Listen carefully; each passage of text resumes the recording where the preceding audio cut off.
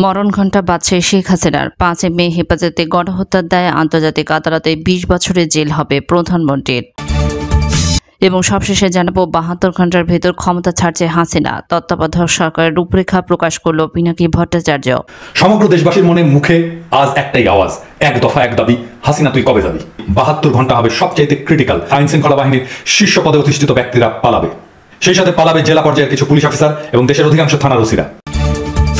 এতক্ষণ শুনছেন সংবাদ শিরোনাম, এখন থাকছে বিস্তারিত। পিনাকি ভট্টাচার্য বলেন, হাসিনা নির্লজ্জভাবে বলেছিল 5 মে কেউ মারা যায়নি, রং মেখে নাকি তারা শুয়েছিল।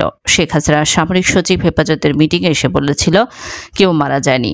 5 মেতে যে চ্যানেলগুলো ফুটেজ সংগ্রহ করেছিল, যেমন দিগন্ত, ইসলামিক টিভি, সেগুলো বন্ধ করে দেওয়া হয়। দেশের কোনো মিডিয়া এই হত্যাকাণ্ডের বিষয় নিয়ে কোনো বিস্তারিত রিপোর্ট ছাপায়নি। পিনাকি ভট্টাচার্য বলেন, আমি কয়েকটি বিদেশি সংবাদ মাধ্যমের রিপোর্ট থেকে কিছু সংবাদ আপনাদেরকে জানাচ্ছি। গার্ডিয়ানের রিপোর্টে বলা হয়েছিল 30 জনের বেশি নিহত হয়েছিল। বিবিসির সংবাদে বলা হয়েছিল 27 জনের বেশি নিহত হয়েছিল। আল জাজিরা একটি খুব চমৎকার রিপোর্ট করেছিল। তার একটি সরকারি গোরস্থানে আব্দুল জলিল নামে একজনের সাক্ষাৎকার নেয়। সে 5 মে সারা রাতে 14টি মরদেহ কবর দিয়েছে, যাদের প্রত্যেকের মুখে দাঁড়িয়ে ছিল এবং শরীরে বুলেটের চিহ্ন ছিল। আব্দুল জলিল কথা বলতে পারে না, সে বোবা, কিন্তু ইশারায় সব আল জাজিরাকে না বলা কথা বলে দেয় এবং কবরও দেখিয়ে দেয়। পিনাকি বলেন, 2013 সালে 5 মে ঠিক কতজন নিহত হয়েছিল তার পরিসংখ্যান এখনো হয়নি। যেন এই পরিসংখ্যান না হতে পারে সে ব্যবস্থা করেছে ফ্যাসিস্ট হাসিনা এবং তার জল্লাদ বাহিনী। মানবাধিকার সংস্থা অধিকার একটি প্রাথমিক তালিকা করেছিল 61 জনের। সেই তালিকা হেফাজত ইসলামক অধিকারকে হস্তান্তর করেছিল। সেই তালিকা নিয়ে কাজ করার অপরাধে নন্দিত মানবিক নেতা আদিলুর রহমানকে গ্রেপ্তার করা হয়। আদিলুর রহমানকে গুম বা হত্যা করার পরিকল্পনা থাকলেও আন্তর্জাতিক মানবাধিকার সংস্থার চাপে সেই পরিকল্পনা বাস্তবায়ন করতে পারেনি হাসিনা, তবে মামলা দিয়ে ফাঁসিয়ে দিয়েছে আদিলুর রহমানকে। পিনাকি ভট্টাচার্য বলেন, আমি আজকে প্রমাণ দিব কমপক্ষে 71 জন আলেমকে 5 মে বেওয়ারিশ লাশ হিসেবে দাফন করা হয়েছিল। কিছু লাশকে পরিচয় সহ দাফন করা হয়েছিল। আমি 71 ঘাতক দ্বারা নির্মূল কমিটির সেই হিসাবকে যদি আমলে নেই, তাহলে তাদের হিসাব অনুযায়ী 39 জন আলেমের কবর তারা নিজেরাই আইডেন্টিফাই করেছিল। তাহলে সেই হিসাবটা আমলে নিলে মোট মৃতের সংখ্যা 110 জন। আমি আজ হিসাব মিলিয়ে দেব। আসেন আমরা কাগজে কলমে তথ্য প্রমাণ সহ দেখি 5 মে কতজন আলেমকে বেওয়ারিশ লাশ হিসেবে দাফন করা হয়েছিল। হত্যার পরে হত্যাকারী যে কাজটি করে তা হচ্ছে লাশ লোকায়। সে লাশকে নিজে কবর দিতে পারে, কিন্তু নিজে অসংখ্য কবর দেওয়া সম্ভব না। এই কাজ করতে গেলে শতাব্দীর পরেও সেই গণকবর আবিষ্কৃত হবে। মৃতের শরীরে গেঁথে থাকা বুলেট পচবে না, মাংস পচে বুলেট মাটিতে লেগে থাকবে। তখন খুব সহজেই সেই গণকবর আর সেই কবরে শুয়ে থাকা দুর্ভাগাদের কপালে কি ঘটেছিল সেটা বের করে ফেলা সম্ভব। পিনাকি আরো বলেন, খুনিদের জন্য, জল্লাদদের জন্য সবচেয়ে কার্যকরী পদ্ধতি হচ্ছে সেই লাশগুলোকে বেওয়ারিশ লাশ হিসেবে আইনসঙ্গতভাবে দাফন করে ফেলা। আমরা জানি বেওয়ারিশ মুসলিম লাশ দাফন করে আঞ্জুমান মফিদুল ইসলাম। আমরা আঞ্জুমান মফিদুল ইসলামের বেওয়ারিশ লাশ দাফনের হিসাব দেখব আর খুঁজে দেখব কোন মাসে অস্বাভাবিক সংখ্যায় লাশ দাফন হয়েছে কিনা। আঞ্জুমান মফিদুল ইসলামের হিসাব বলছে 2013 সালে সর্বাধিক 1430টি মৃতদেহ অজ্ঞাত পরিচয় হিসেবে দাফন করা হয়েছে। 2010 সালে এই সংখ্যা ছিল 1204 জন। 2011 সালে সংখ্যাটি ছিল 1191 জন। 2012 সালে 1247 জন। পিনাকি ভট্টাচার্য বলেন, এবার আসেন আমরা 2013 সালের প্রত্যেক মাসে বেওয়ারিশ লাশ দাফনের হিসাব দেখি। 2012 জুলাই থেকে মে মাসে কতটি লাশ তারা দাফন করেছে সেই হিসাবটা দেখি।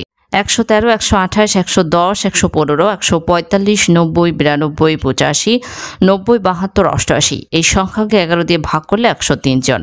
মানে 11 মাসে গড়ে 103 জনকে দাফন করা হয়েছে। শুধু মে মাসে দাফন করা হয়েছে অবিশ্বাস্য সংখ্যায় 367 জন।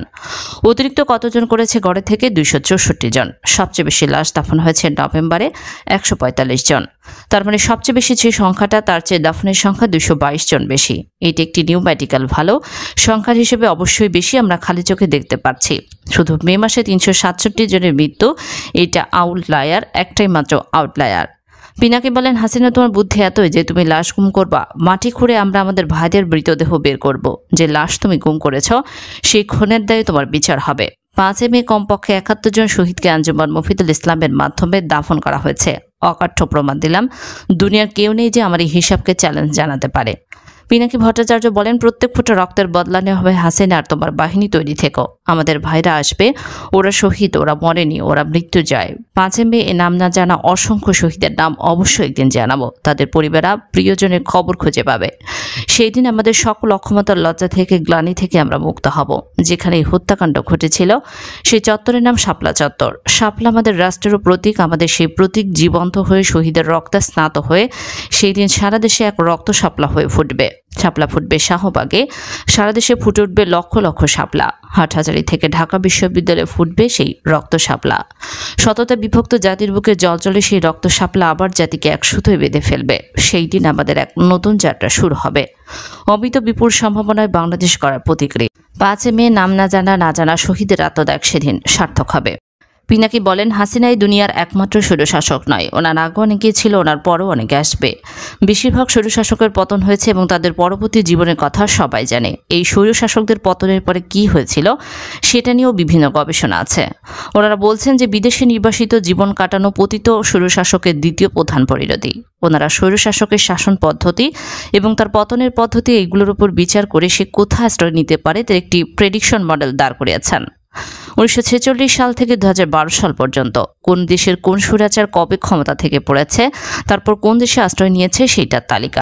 এই তালিকায় প্রথম নাম কিউবার বাতিস্তা। মিলিটারি ব্যাকগ্রাউন্ড ছিল। 1959 সালে ফিদেল কাস্ট্রো কিউবার বিপ্লব করে তাকে উৎখাত করে। তারপরে সে পালিয়ে যায়। প্রথমে যায় পর্তুগালে, তারপরে যায় স্পেনে।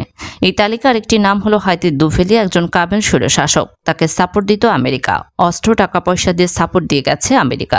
তার বিরুদ্ধে সিরিয়াস হিউম্যান রাইটস ভায়োলেশনের অভিযোগ ছিল, অনেকটা আমাদের প্রধানমন্ত্রী শেখ হাসিনার মতোই।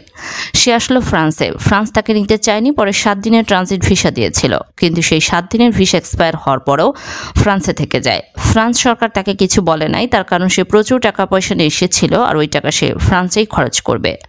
পিনাকি ভট্টাচার্য আরও বলেন, প্রাসাদের ভাড়া দিতে না পারায় তাকে প্রাসাদ ছাড়তে হয়। তখন সে প্যারিসে একটি দরিদ্র এলাকার এক রুমের একটি স্টুডিও অ্যাপার্টমেন্ট নিয়ে থাকতো। কয়েকশো ইউরো টাকাও, তাও আবার এই টাকা তার ছিল না।